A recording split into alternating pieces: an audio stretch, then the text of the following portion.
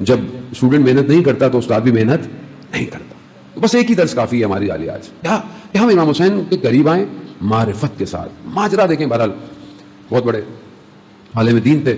کہتے ہیں کہ میں مجلس پڑھ کے نکل رہا تھا, پرانا دور ہے, تو مجلس پڑھ کے نکلا تو راستے میں مجھے ایک شخص ملا جو نشے کی حالت میں تھا, اور اوباش اور اس طرح کے بدماش لوگ ہر جگہ ہوتے تھے. تو وہ مجھے مل گیا.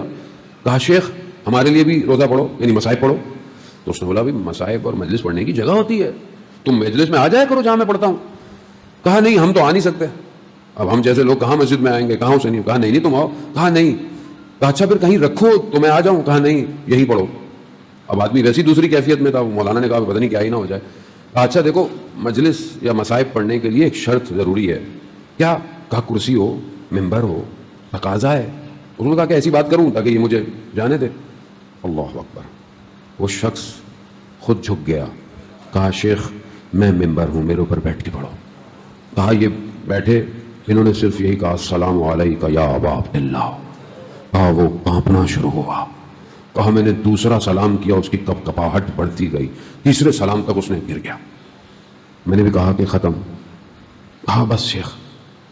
کہا میں تمہیں چھوڑ آتا ہوں. کہا نہیں میں چلا جاؤں گا. کہا نہیں تاکہ تمہیں کوئی تکلیف نہ دے, میں تمہاری حفاظت کرتا ہوں تمہیں تمہارے گھر تک. عالم دین کہتے ہیں میرے دروازے تک آیا, جو سمجھ گیا اٹھ گیا. وہ شخص جو نشے میں تھا کہتا ہے شیخ ایک سوال پوچھوں. کہا شیخ یہ بتاؤ ممبر حسین جہنم میں جلایا جائے گا؟ اللہ اکبر. عالم دین کہتے ہیں کہ نہیں, تم نہیں جلائے جاؤ گے, تم تو امام سے محبت کرتے ہو. بس یہ معرفت ہے. ایک آپ کا رویہ بدل دیتا ہے. اب ہمارے جیسا خدا نہ خواستہ کوئی ہوتا بھائی چلو اپنا کام کرو, تم کہاں. اور نہیں, اس لیے تو علماء کا احترام کرنا چاہیے. جانے محترم اس طرح انہوں نے معاشرے کو رہا. کتنی معرفت تھی اس کی کہ کہا ممبر امام حسین کیا جہنم میں جلایا جائے گا؟ نہیں. اسے جانے محترم اپنے نگاہوں سے لوگوں کو مت دیکھا کریں. وہ کریم ابن کریم ہے.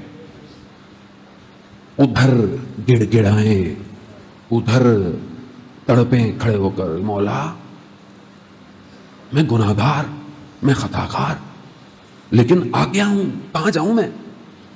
آپ نے تو بلایا, میں یہاں آیا ہوں. آپ نے نہیں بلایا ہوتا تو میں پتہ نہیں کہاں ہوتا. اب جب آ گیا ہوں کہاں جاؤں میں؟ آپ کے در کے سوا میرا کون سا دروازہ ہے مولا؟ سمجھے عزیزان محترم, سفینۃ النجات ہے سب سے تیز. سارے اہل بیت سفینۃ النجات ہے. سارے ائمہ حدیث ہے کہ اہل بیت ہی رسول خدا فرماتے ہیں میرے اہل کا سفینۃ النو, بالکل ان کی مثال ایسی ہے جیسے حضرت نوح کی کشتی ہے. جو سوار ہو گیا وہ, لیکن امام حسین علیہ السلام کی کشتی سب سے تیز ہے, سب سے تیز ہے. ایک دفعہ یا حسین کہہ دو بس.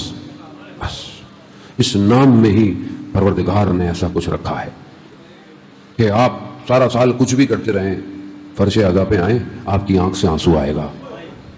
رونا آسان تھوڑی ہے, کوئی رونا آسان ہے. اپنا بھی لوگ مر جاتے ہیں, بعض اوقات روتا نہیں آدمی. وہ بھی آپ روز رو رہے ہیں 2 مہینہ 8 دن. میں تو خود اپنے آپ کو دیکھتا ہوں کہ میں ایک مجلس پڑھی, کبھی دن میں 2 ہیں, کبھی کہیں زیادہ ہیں. مجھے خود سمجھ میں نہیں آتا یہ کیسے ہوتا ہے. یہ کون ہے جو کروا رہا ہے, یہ کون ہے جو رلوا رہا ہے. ہمیں آسان نہیں ہے رونا, پورا پروسیجر ہے. اگر آپ میڈیکلی دیکھیں آنسو نکلنا پورا پروسیجر ہے, یعنی جذبات احساسات کا ہٹ ہونا, دماغ تک پہنچنا, پھر دماغ کو آرڈر دے, آنکھوں کے اندر کیفیت پیدا ہو اور جھوٹے بھی آنسو نہ ہو.